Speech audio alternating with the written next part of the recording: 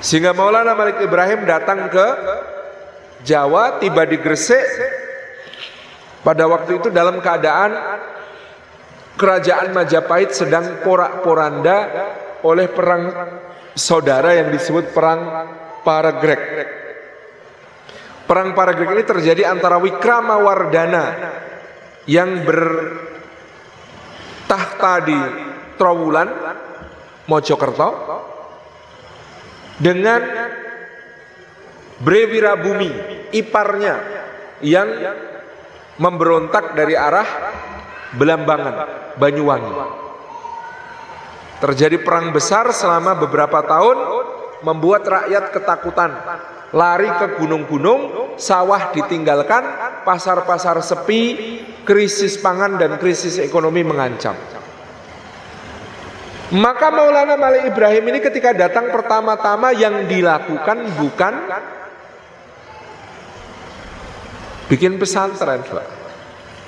Yang dilakukan adalah bikin bendungan, saluran irigasi, nyetak sawah. Lalu mengajak masyarakat untuk bertani secara lebih intensif, hasilnya dibagi-bagikan kepada rakyat yang kelaparan, bahkan disumbangkan kepada keluarga kerajaan. Maka Maulana Malik Ibrahim didatangi orang dari berbagai penjuru, dibantu. Semua ingin berguru kepada beliau, sehingga akhirnya beliau menuntun mereka untuk beragama Islam. Di nisannya Maulana Malik Ibrahim ada tulisan Fakhrul Muluk Sri Rakayan Tani Babela Wong Agung ing Majapahit. Itu adalah gelar yang diberikan Maharani Suhita dari kerajaan Majapahit, Putri Wikramawardhana.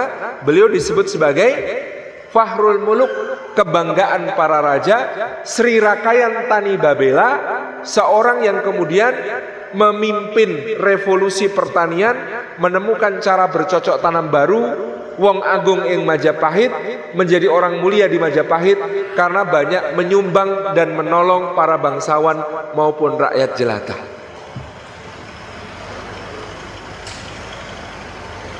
Maulana Ahmad rahmatullah sekolah tata negara. Maulana Ishaq menyelesaikan wabah di Belambangan. Maulana Osman Haji datang dari Baitul Maqdis Palestina, menjadi instruktur militer kerajaan Majapahit. 60 siswa didikannya dikirim ke Bali kepada Raja Gilgil Sri Kresna Kepakisan dari Dalem Waturenggong. 60 prajurit Majapahit terbaik yang dikirim ke Bali ini semuanya nyama selam, nyama saudara, selam Islam. Di waktu itu dakwahnya sampai ke kalangan militer, para prajurit. Putranya Maulana Usman Haji, Syed Ja'far Shodiq, membuat kota di pantai utara Jawa, nama kotanya dan nama masjidnya seperti nama kota dan masjid di tanah kelahirannya. Masjidnya bernama Masjid Al-Aqsa. Ketika beliau titip pada salah satu santrinya untuk bersidang di antara para wali sedang rapat di Ampel Denta, dia minta tolong dibikinkan menara untuk masjidnya azan, yang membuatkan kan masyarakat bergotong royong saking cintanya kepada beliau. Bikin menaranya ternyata mirip candi Hindu. Ketika pulang, waduh, kok menaranya seperti ini, tapi tidak apa-apa gitu ya. Itu yang disebut sebagai Menara Kudus. Masjidnya Al-Aqsa, kotanya kota Al-Quds, karena beliau lahir di kota Al-Quds di Palestina. Maka kota itu juga dinamai Al-Quds. Karena orang Jawa kesulitan nyebut Al-Quds, maka kemudian disebut kota Kudus. Maka di Kudus itu jenangnya saja Mubarak. Karena Masjidil Aqsa itu alladzi barakna haulahu gitu. Masya Allah, itu barokah. Lalu ada ulama lain, Syarif Hidayatullah, ibunya Nimas Rara Santang. Kalau menurut sinetron dia kakaknya Raden Kian Santang.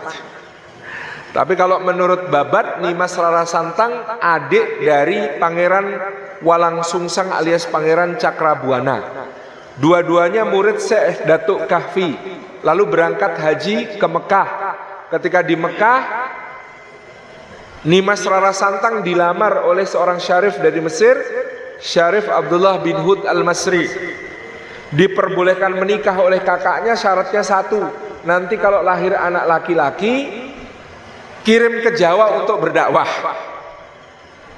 Maka betul nanti Syarif Hidayatullah 20 tahun belajar di Mesir, termasuk kepada Imam Zakaria Al-Ansari, muridnya Imam Ibnu Hajar Al-Asqalani.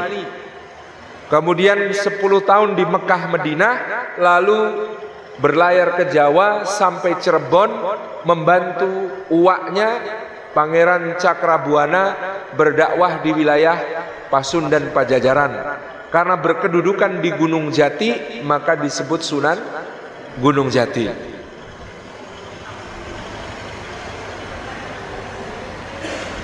Salah satu murid Sunan Gunung Jati talaki kepada beliau, karena Sunan Gunung Jati bawa ilmu yang sangat ali, sanadnya tinggi di mazhab Syafi'i dari Mesir dan Makkah Madinah. Maka Raden Said bin Aryateja dari Tuban berguru kepada beliau. Selama talaki kepada Sunan Gunung Jati, Raden Said ngekos, tinggal di satu kampung yang namanya Kalijaga. Jadi kalau menurut Babat Cirebon, beliau disebut Sunan Kalijaga, itu bukan karena menjaga tongkat di sungai, tapi karena ketika talaki kepada Sunan Gunung Jati, beliau bertempat di desa Kalijaga di Cirebon. Bahwa mungkin ada cerita menunggu tongkat di sungai itu ditulis oleh Babat, dan tentu saja Babat bersifat metafora, perumpamaan. Karena saya ada orang tanya sangat serius, berarti Sunan Kalijaga itu enggak sholat 3 tahun Pak Ustadz? Kok bisa?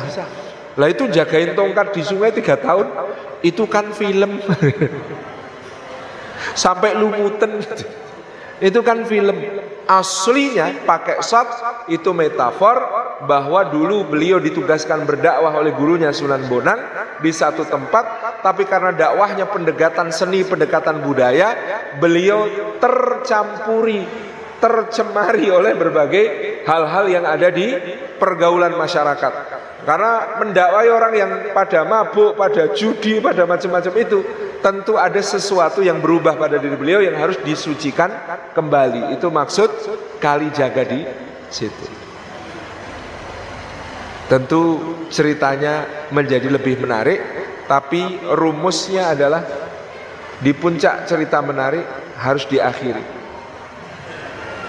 Karena sudah jam 10 dan kami ada jadwal jagong manten di Jogja. Sehingga dengan berat hati mohon pamit, mohon izin. Ini baru gelombang keempat. Total nanti ada 7 gelombang, Pak.